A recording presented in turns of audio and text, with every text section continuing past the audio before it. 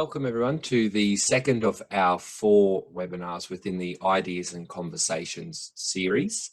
These webinars are proudly hosted by Bundaberg Regional Council and are planned to lead a community conversation towards the recovery work for our local arts industry. It's important that we acknowledge the traditional custodians on the many lands on which we gather today, and we pay our respects to the cultural knowledge and histories leading up to today. We also welcome any First Nations people joining us today and respect the cultural authority that they hold upon their lands of their traditional peoples and the commitment that they have towards the arts recovery for our region. The Bundaberg Regional Council area includes the traditional lands of the Tarrabalang, Gurang and Baili peoples, and we pay respects to the thousands of generations of continuous culture represented by elders in this country. All webinars in this series will be recorded and viewed by our community panel, who will lead a conversation on the 5th of September to localise the valuable information shared today. This panel includes Trudy Lago, Phil Oakley and Jess O'Neill. So we thank Trudy, Phil and Jess for their commitment to the project. Today's webinar is titled Industry Crisis to Recovery, and we are very lucky to be joined by yet another 2 amazing leaders, David Berthold and Patrick O'Neill. David Berthold is one of Australia's most prominent theatre directors and cultural leaders, and currently the Executive Chair of Playwriting Australia and the Director of the Centre for Creative Practices at NIDA. As a theatre director, he has worked for most of Australia's major theatre companies, as well as internationally. As an artistic director, he has led transformational change at several significant arts organisations.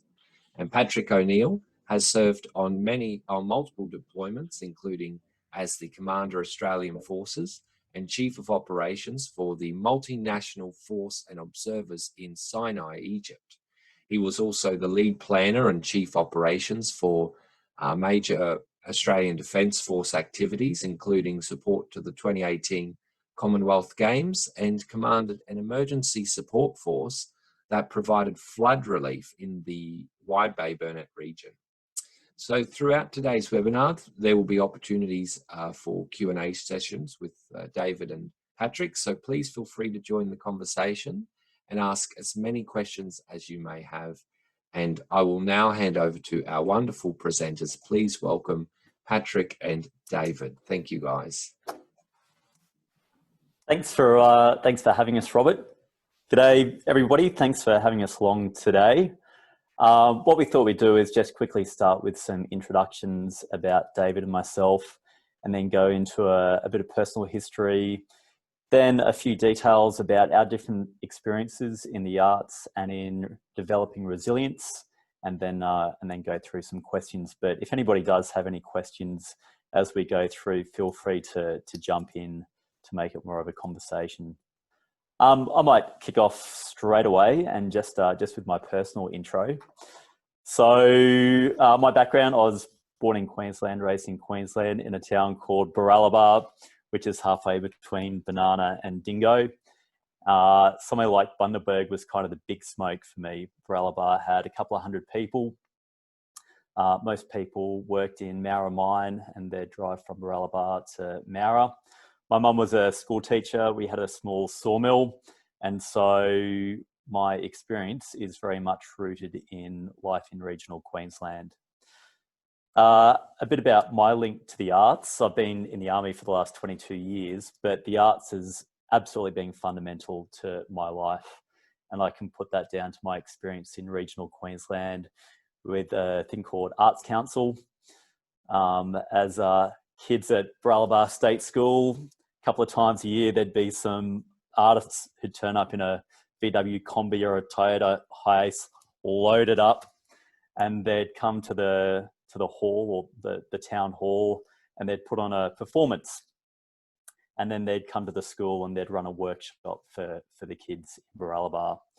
And it might have seemed like much, but for me that was completely formative, in that when I joined the army at 17, from regional Queensland, having not had a whole lot of exposure to the arts, apart from, I will say, my parents took me as a 11 or 12-year-old see the Rocky Horror Show at the Pilbeam Theatre in Rockhampton, which I'm not sure that was entirely appropriate for them to take my sister, who is 2 years younger than me, their 10-year-old and sort of 11, 12-year-old, to see the Rocky Horror Picture Show, but it was definitely an experience that I remember.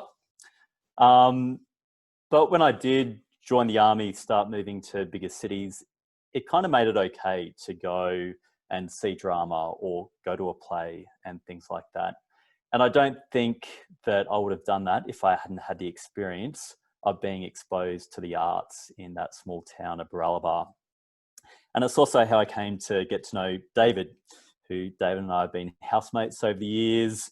And we actually met at the Brisbane Powerhouse, where David had directed a play called Holding the Man, which I went and saw. And it just so happened that I sat down to the mother of one of the actors in the play and formed that connection there. So I have a lot to be thankful to the arts for. And it was that experience of being exposed to the arts in regional Queensland that started me on that journey. I might hand over to David now, and he can go through a bit about his background.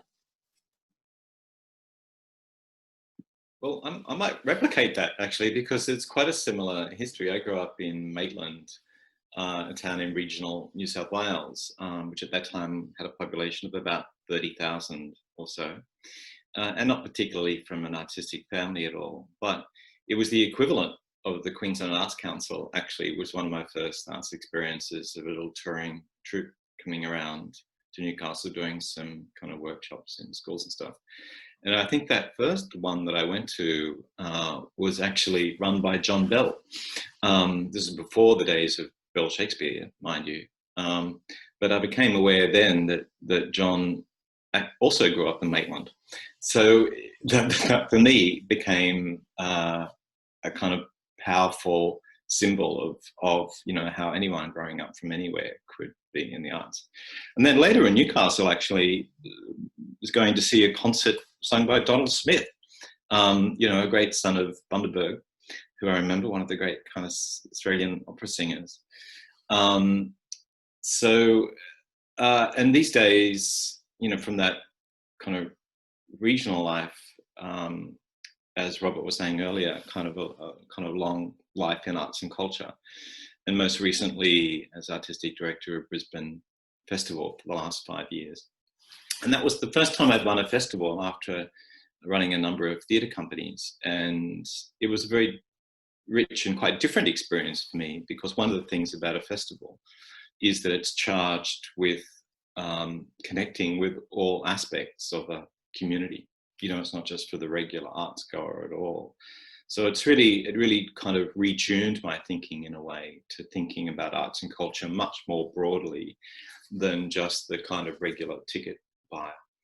And not only kind of in a national way, but also how it appeals to just, people who might not think of themselves as, particularly interested in arts and culture, and it was the task of that festival to actually encourage them, into something. So that's where I come from. I can talk a little bit about resilience, given we're sort of talking about the industry crisis to recovery. As a bit more background, so I've been in the army for the last 22 years and left the army in April of this year. So I'm very recent to wearing a suit as opposed to a uniform. But my background there initially was in armoured corps, so tanks and light armoured vehicles. And one of the jobs that I got to do during that time, where I met some of the people on this call, was in 2013, was the Emergency Support Force Commander up in Bundaberg during the floods in 2013. And it was, again, another very formative experience to be able to fly up as the floodwaters were still rising, as a, slightly younger than I am now, but as a young major, try to organise for helicopters to be refuelled so that they could keep going and taking people from, parks and ovals and backyards to get them to safety. And we were up there for a number of weeks, finishing up with a cricket match and a fireworks presentation, which I think scared half the animals and wildlife in Bundaberg, but it just so happened that one of the reserve army members who was working for me was from the mines, had contacts through in the explosives world, and put on a pretty decent fireworks show. But we left before all of the hard work started. We were there. We were there for the crisis. We were there for the cleanup, and then we went back to continue with our normal work as everybody went into the really hard part, which was that road to recovery. Since then, I then, as Robert said, have been a Chief of Operations working on the Commonwealth Games in 2018. Also spent a bit of time in Papua New Guinea, Port Moresby, with an APEC leaders meeting where they had global leaders come to Port Moresby. And then last year had 12 months as the Chief of Operations of a peace monitoring group in Sinai, Egypt. And we're very good at talking about risk management and about disaster response, but that is, as I said, the easy bit. People are good in a crisis, the community comes together, but there's a lot of work that needs to be done after that.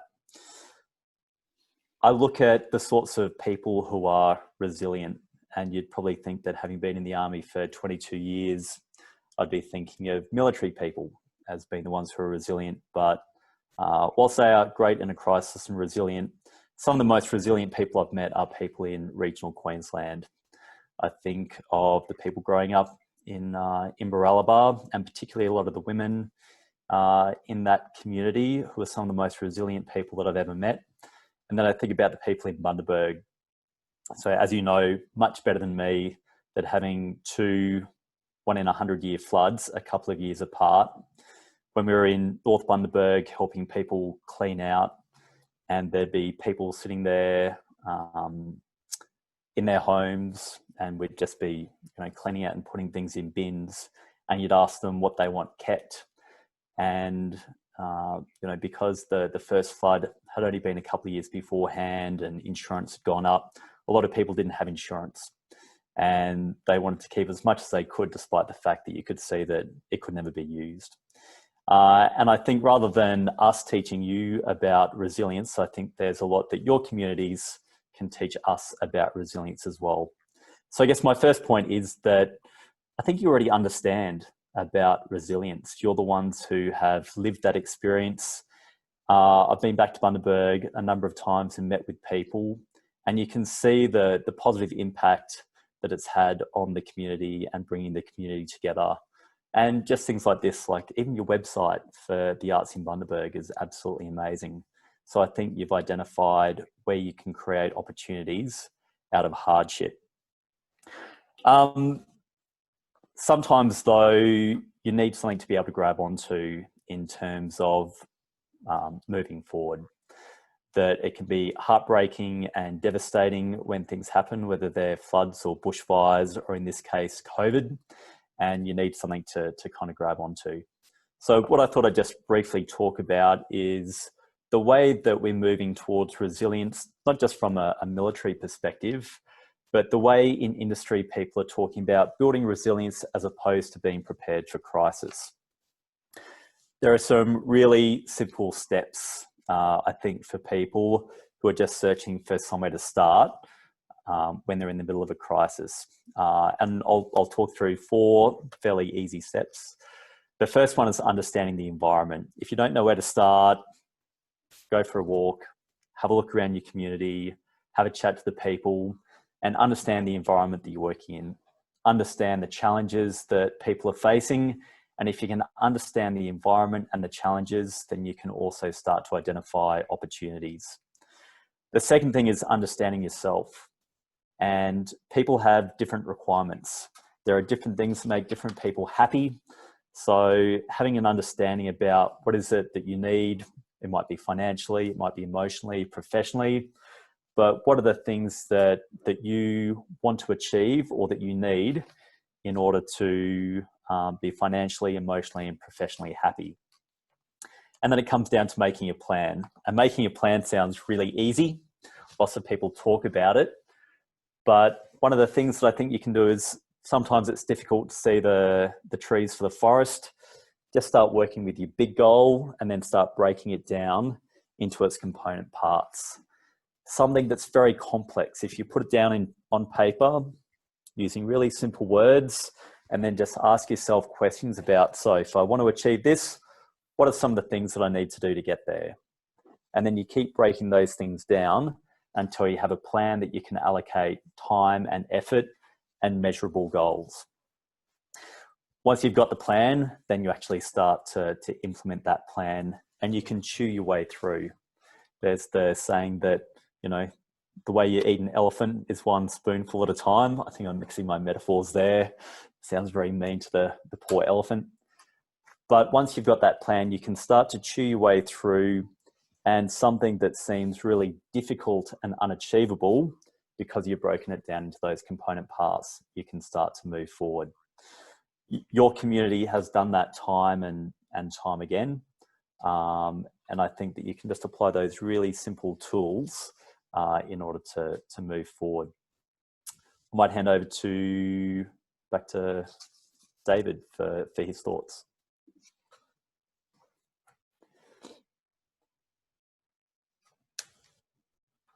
That was really interesting, listening to that, Pat.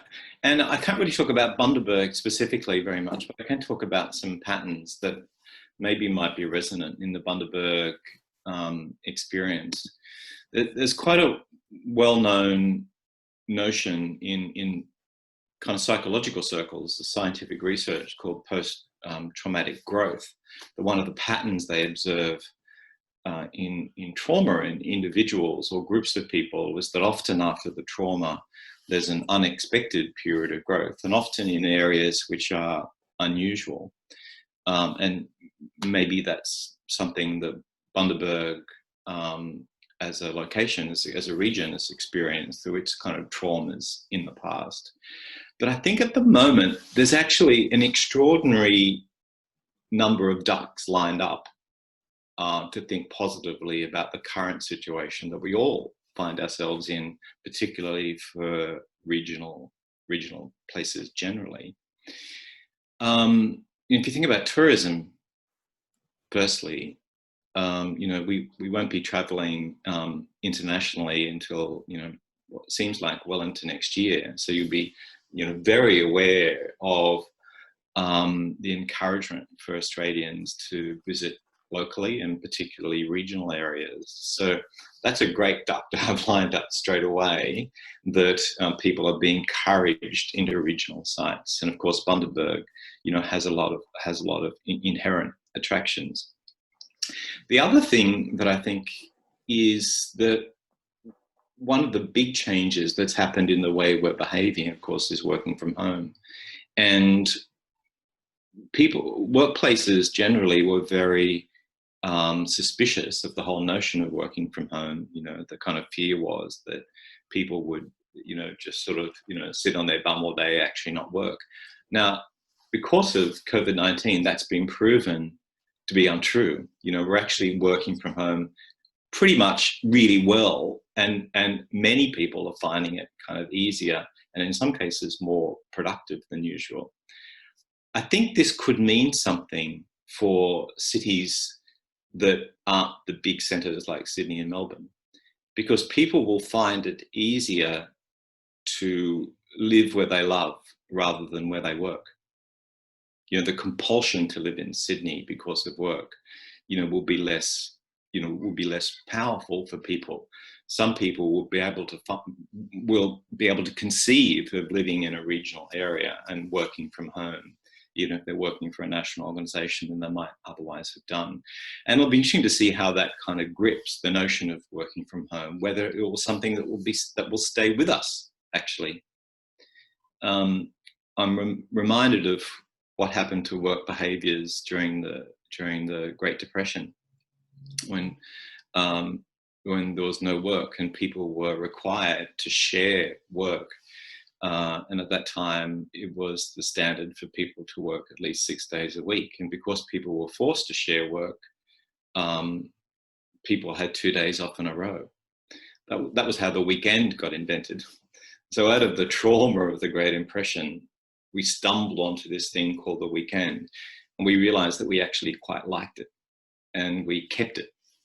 And, you know, I wonder, I can't predict, but I wonder if, you know, this widespread working from home will be something that will say, hey, there's something in that.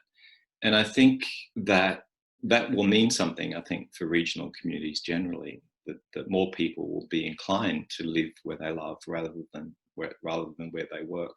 So I think that can be a positive thing, not only the kind of broader kind of notion of, you know, people being encouraged to take holidays in regional areas because they can't travel overseas, but also to work, not only to holiday. I think the other thing that's kind of lined up, which can be a really positive thing for all of us in a way, that because of the social isolation we've all been in, people are probably experiencing arts and culture perhaps even more in a way and more personally than they have in the past. You know, they're not going to theatres or music venues, of course, but they are experiencing arts and culture in their homes in sometimes really, really personal and connected ways. You know, whether it's kind of reading more books or, you know, even watching more Netflix or taking time to learn how to paint or needlework or to write or to whatever kind of manifestation of arts and culture you can think of, people have found a way to embrace that. And maybe some of those things will grip as well. And it's a reminder of the deep truth is that, you know, all of us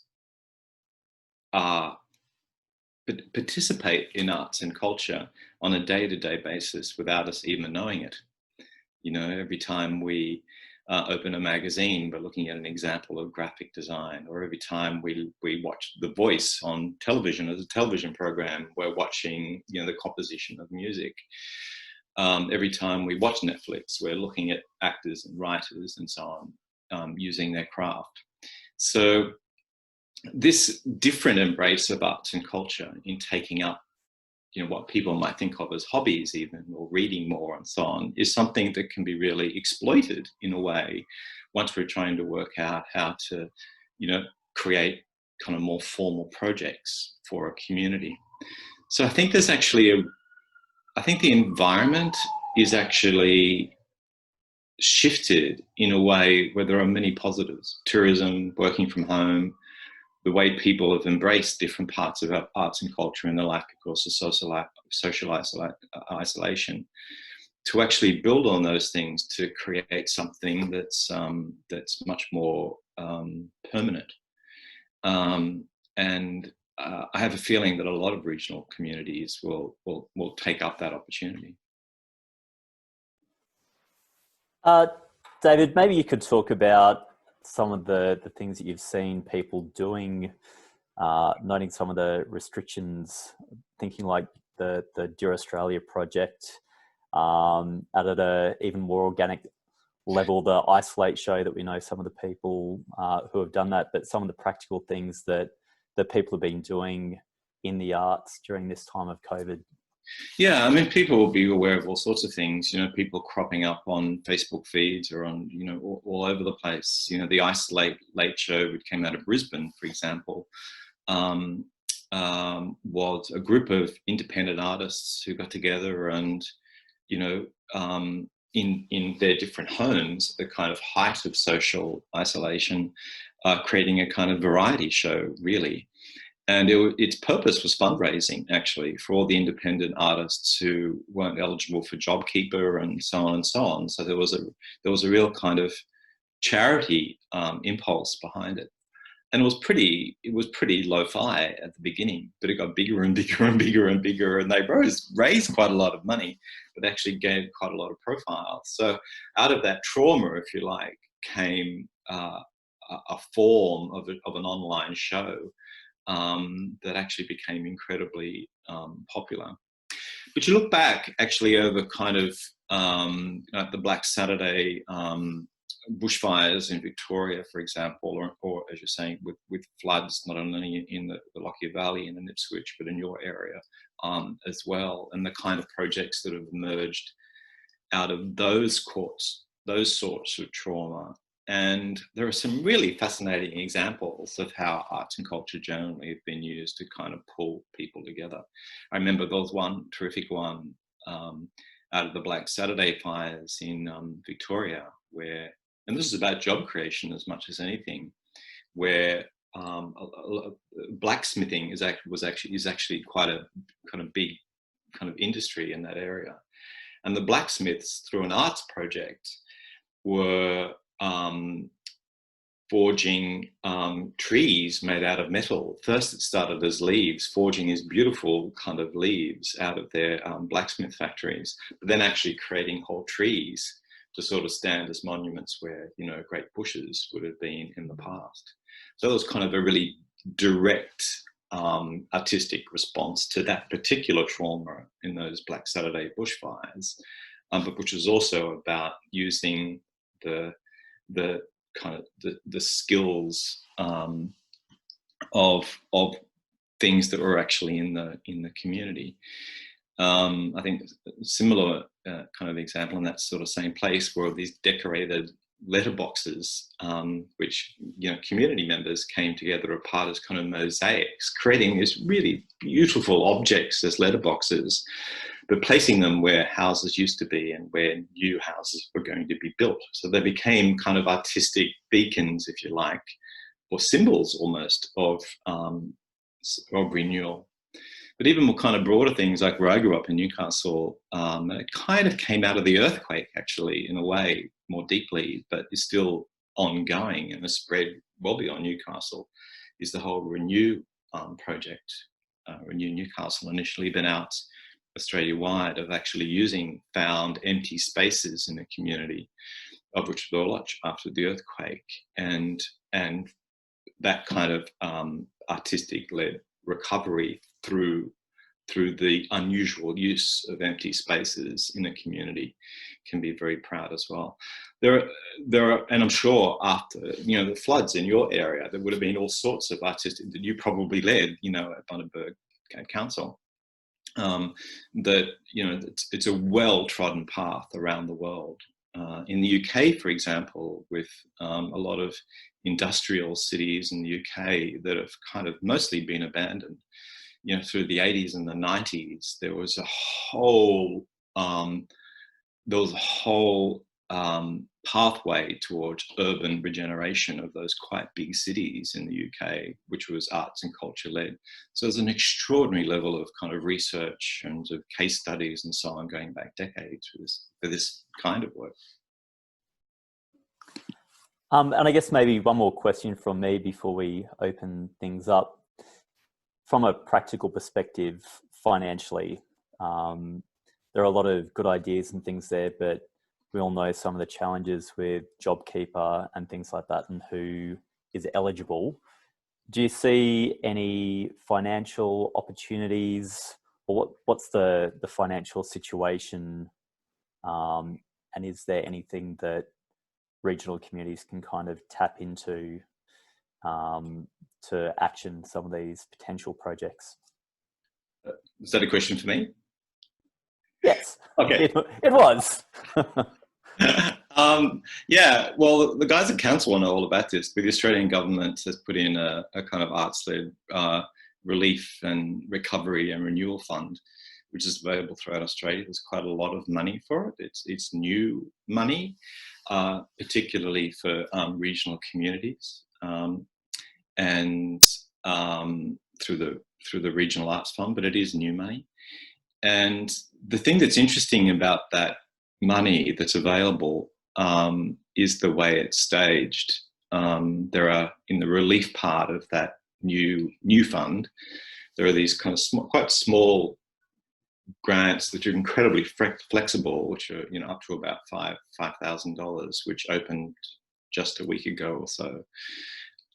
Which can be anything from, you know, little local residencies or small projects or research or community forums, or really pretty much anything in terms of the eligibility of those. But then it gets bigger and bigger, and there are, you know, as people on the council will know, there are, in the renewal part of that fund, you know, grants of up to, I think, $150,000 over 3 years, which is not about any notion of a kind of a snapback to where we were, but actually about creating something entirely new. So that's about the design of new events or new things or new projects, which can actually have a big transformational effect on a local community. So so it's kind of a 3-year project, quite a lot of money behind it, specifically for regional communities. And together with, so in a way, in a sense, there is money there, and connected with those things I was talking about earlier, the focus on local tourism, the kind of working from home thing.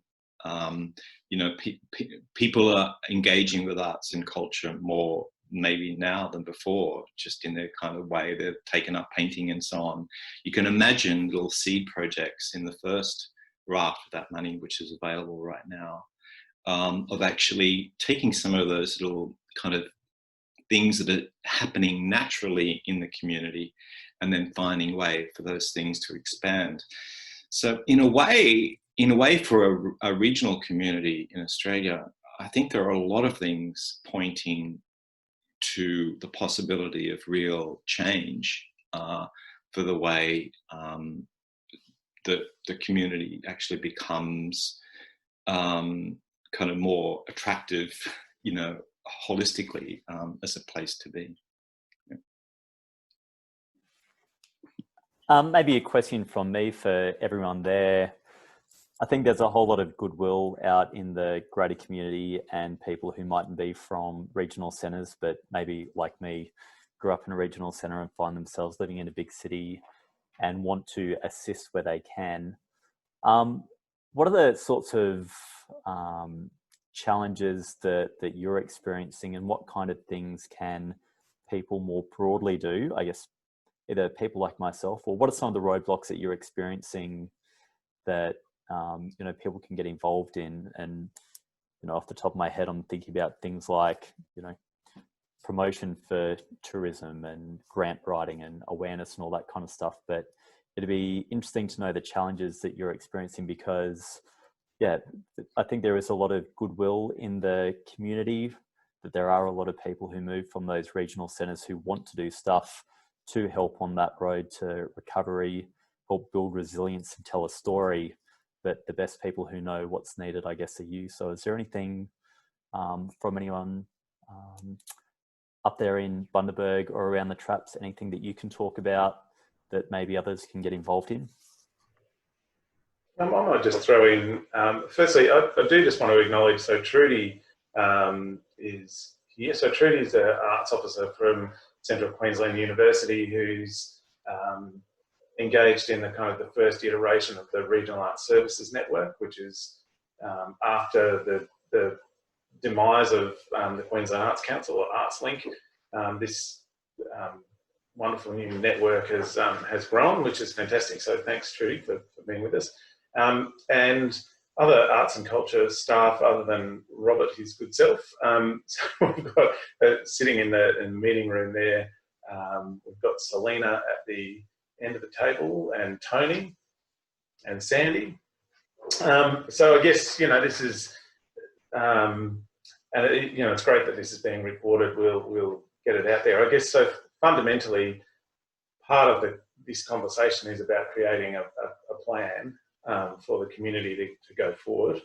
I guess one of the struggles this time around, and I've always been struck by, I went back and revisited the ABC interview with you, Pat, and just how you said that you were charged with the responsibility of making things happen, and you said to all of you, all of the crew that were here, listen, if something needs to be done, just do it. And I think one of the struggles this time is that, well, partly because of scale, or mainly because of the scale of this damn thing. I guess, when something's happening in a community, you can focus resources on it. But we're not seeing that level of devolution of responsibility, which is a real struggle. And so I think the bottlenecking of information, the bottlenecking of decision making, and it kind of necessarily to a degree needs to be there, but so at a certain point, I think for this country to recover, we're going to need to have a much more nuanced kind of regionalised approach to things. So I'm interested in your kind of take on that. I suppose like that's probably one of the biggest challenges I see at this point in time.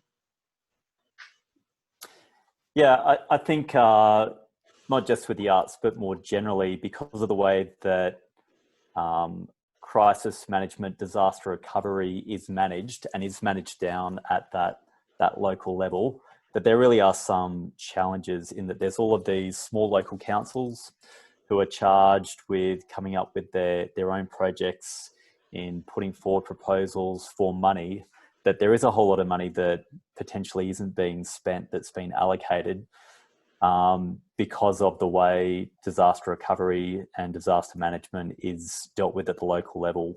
So I think one of the questions is, how do you create capacity for those local councils who find themselves in these positions, and whether or not it's about having things that can be rolled out and applied or provided as packs to councils with ideas, whether it's about bringing a number of local councils together in order to put forward unified cases, etc. But I think that's a real challenge, as I said, not just with the arts, but also in terms of how people are dealing with building resilience to protect against future bushfires. It's difficult to have a national approach when the responsibility sits with those local councils, which it absolutely has to, because they're the ones who are going to be reacting to those things.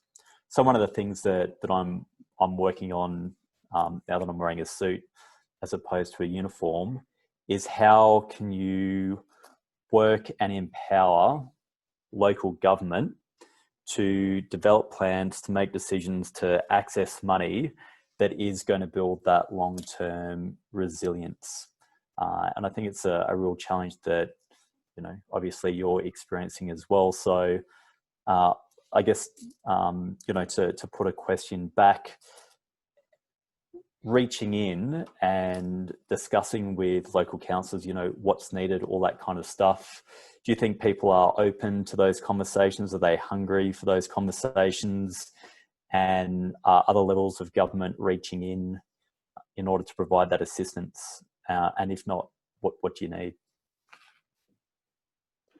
Yeah, well, listen, I think to a certain degree that's happening. I mean, you know, we're seeing obviously the state and the feds and what have you, they've got these new funds and they're putting them out there. I mean, they're not going to go very far given the scale of what we're dealing with. But, you know, look, something's better than nothing, no complaints. Yeah, so I think, yeah, there's certainly a fair bit of goodwill there.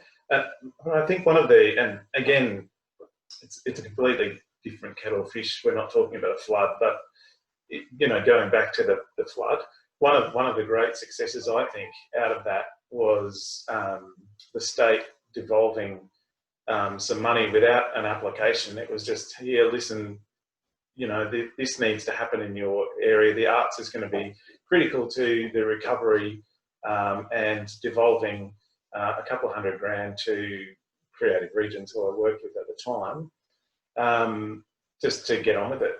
And, you know, part of the struggle of that is that it wasn't devolved to local government, or maybe that was the opportunity that it was, I'm not sure.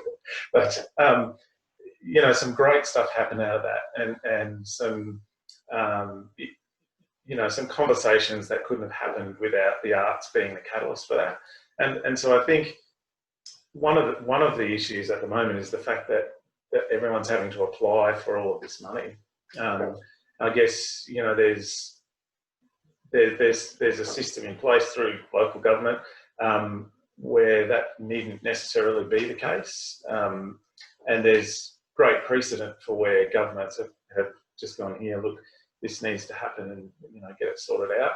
You know, you've got the ability, you know, we're devolving funds to you to be responsible for.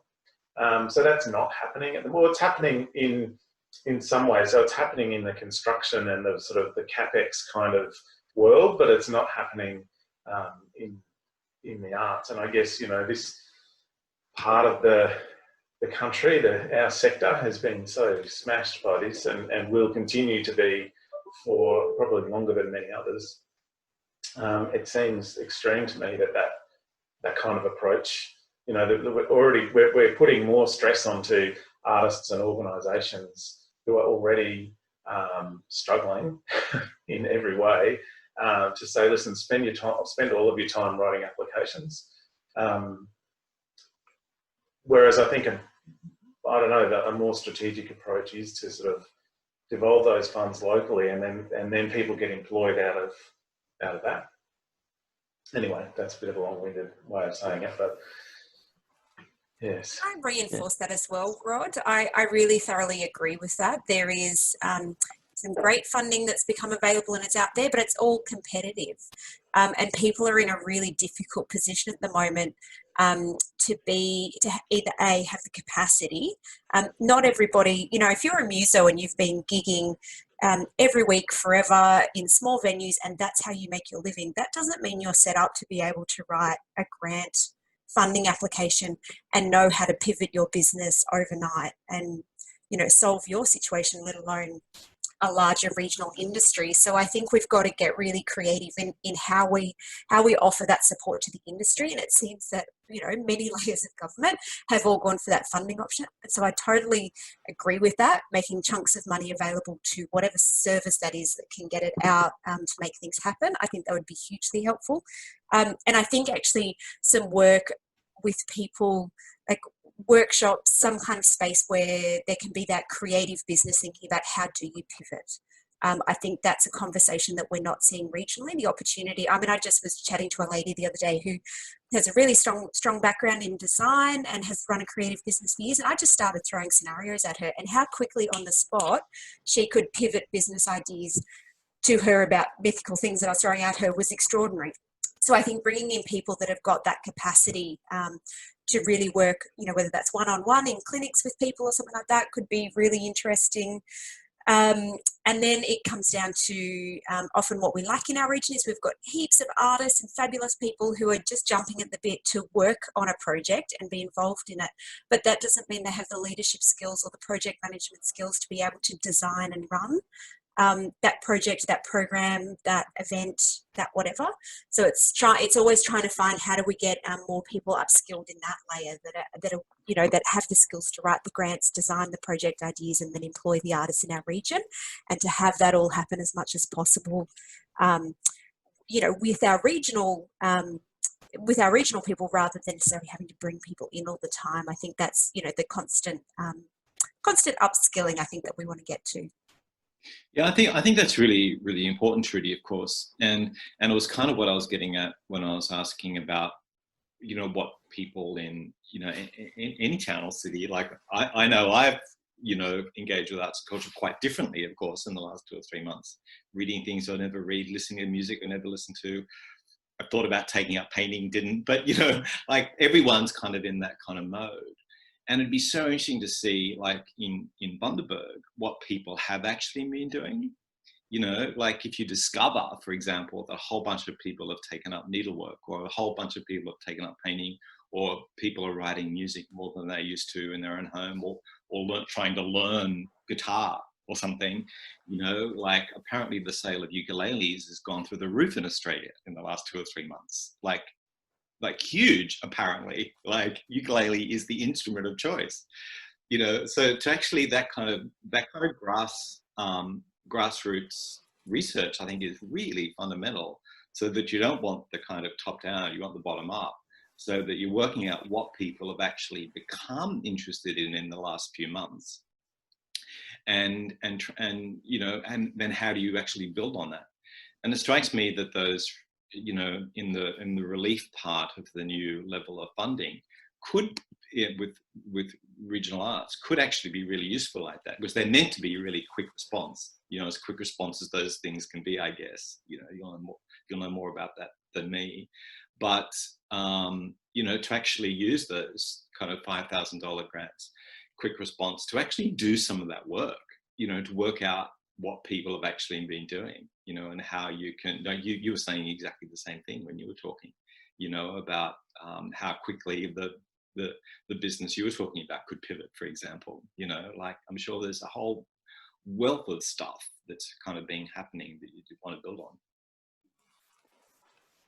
I think there's potentially a whole conversation to be had about government and the role of government and how governments operate. In 2018, I jumped in a van and drove 12,000 kilometres around Queensland and kind of went down to southern Queensland, Stanthorpe, Warwick, went out to St George, out to Gundawindi, Mount Isa, Cowanyaba, up to Bamaga, and then worked my way back down the coast. And the thing that I came to realise is that the people who know what communities need are the people in those communities. And that there were so many places that I went where there was a template that had been provided by well-meaning people, but a template that didn't have a whole lot of flexibility, whether it was to do with writing grants or proposals. There was a lot of challenges with people getting NDIS funding from those regional areas because the template that somebody in a big city had written did not then fit in that community. I think there's a whole conversation that we can and should be having about government and the role of government, not just in times like this, but in general. And I think some of the best outcomes happen when communities are enabled just by providing them with the tools, which sometimes is just financially, and give those communities as much flexibility as possible because they're the ones who are going to know the opportunities, know how to make best use of those funds, etc. So I think, you know, conversations like this and conversations more broadly can potentially have a positive impact because, you know, we haven't experienced this kind of national existential crisis for a really long time. All of the, you know, the wars or things that we've been involved in that I've had experience in have all been overseas. They've been quite discrete events that, whilst important, haven't affected everybody. Whereas with this, David was talking about the Great Depression, but this is a national crisis that everybody is experiencing, that is touching everybody, that I think there is the opportunity to have some of those bigger questions that affect regional, you know, regional communities that, you know, that we've grown up in, lived in and understand, but it's how do you amplify that voice and have that conversation. So hopefully little things like this can start to do that as well. Patrick, Robert here. I suppose I'm sort of wondering too, what may be some of the fundamental points there that we could consider when trying to sort of rally together those key people in community to not only start to do things and generate stuff with those available grants, but also to have that sort of solid voice from community to advocate to different levels of government that the regional arts industries are going to take a lot longer period of time to recover than that are already existing in sort of metropolitan areas. Yeah. I think it's been really noisy and using whatever networks are available.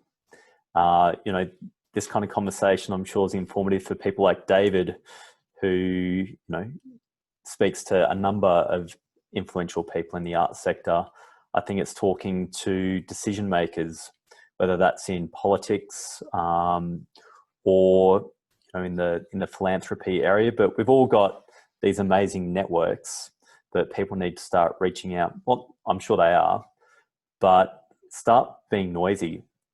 I think sometimes people don't want to ask for a hand, but I think in this experience that we're all having with COVID, that there is a national community of people who want to do stuff.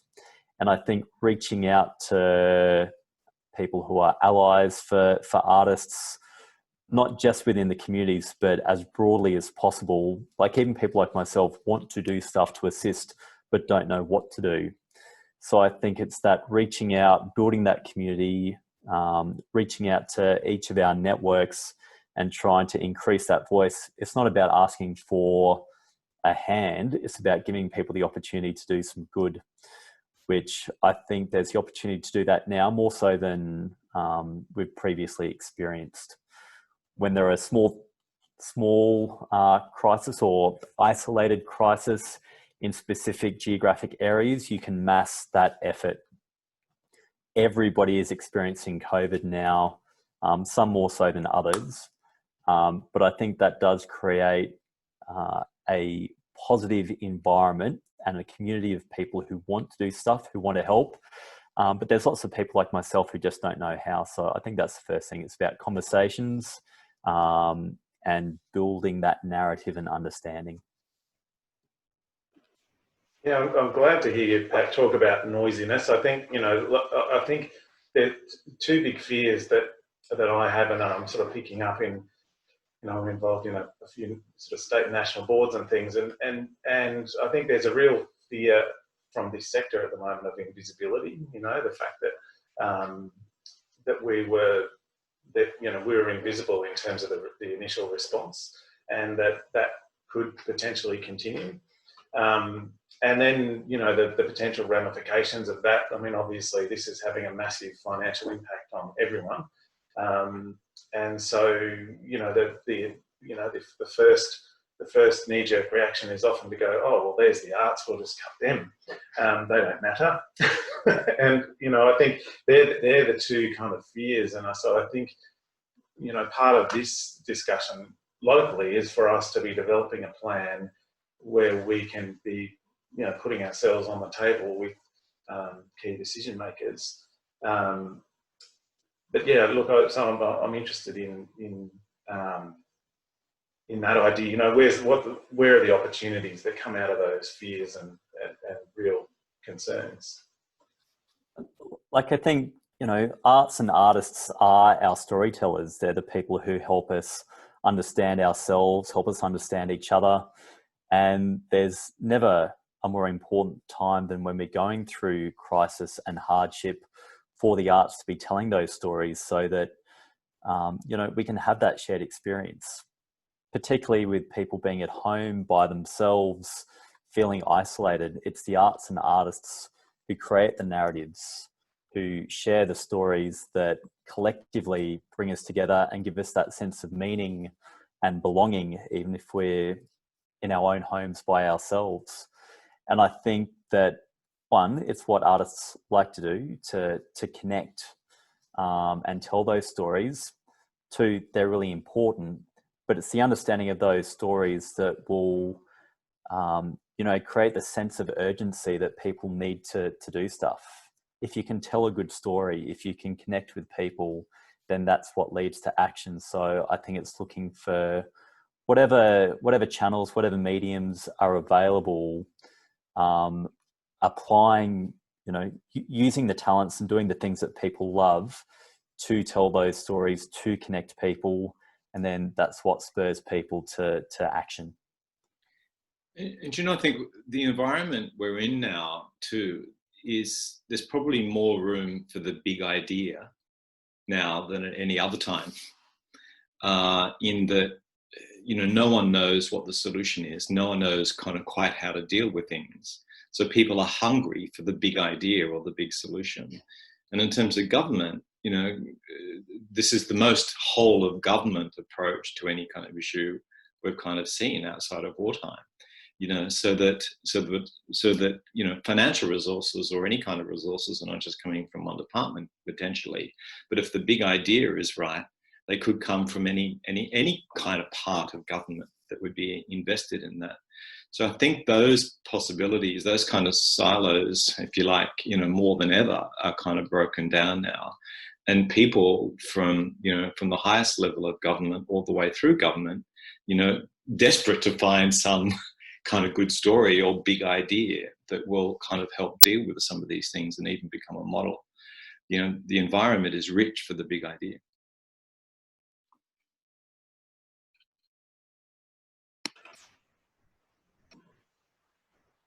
Yeah, brilliant. Thank you. Thank you for that. Thank you, guys. We're getting close to our nearly time to wrap things up. But I just want to ask, are there any other questions from anyone joining us that you'd like to ask at this stage?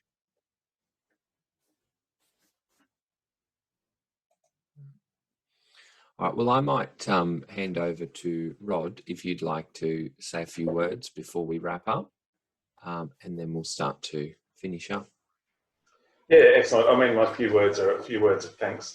So thank you, Pat and David, for joining us for this hour. I think, this is, it's an important conversation, and, we certainly hope to amplify this out in the community. And, one of the things that this is leading to is kind of a community panel that will happen in real time, as well as, in the digital space, as part of our exhibition that's happening in Childers, called Art as an Act of Optimism. So this is the name of our recovery plan as well. So, and that's a kind of an exhibition that will feature all of the work that's happened digitally, or a lot of the work that's happened digitally over this time, which has been really exciting.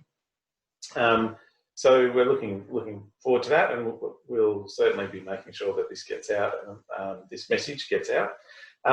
Thanks to Robert for pulling it all together, of course, and the team for joining us, the Arts and Culture team, and Trudy, thanks for jumping in as well. And also just a final thanks, obviously, to the funders, Regional Arts Development Fund, which is a partnership between Bundaberg Regional Council and Arts Queensland, that have helped to make this happen. And certainly a massive thanks to Arts Queensland, who very quickly turned around a redeployment of those funds so that we could get on with this recovery planning. So that's been fantastic. So thank you. Thank you. Thanks, Rod. And thank you to everyone for attending our webinar today. I'd like to give special thanks to our guest presenters. Thanks so much, David and Patrick. The information we've received today, it's really valuable, and I'm sure our viewers have taken a lot from this session. But before we go, please mark down the date for our next webinar. Put that in your calendars. It is called Getting Business Savvy, and it will be held on Wednesday, the 26th of August at 5:30 p.m. So we'll be joined by Shelley Pisani and Trudy Lago. So you can jump on to artsbundaberg.com.au for some more info, and we'll see you then. So thank you very much, everyone. Great to see you all. Thanks, Steve. Fantastic. Thank you. Bye.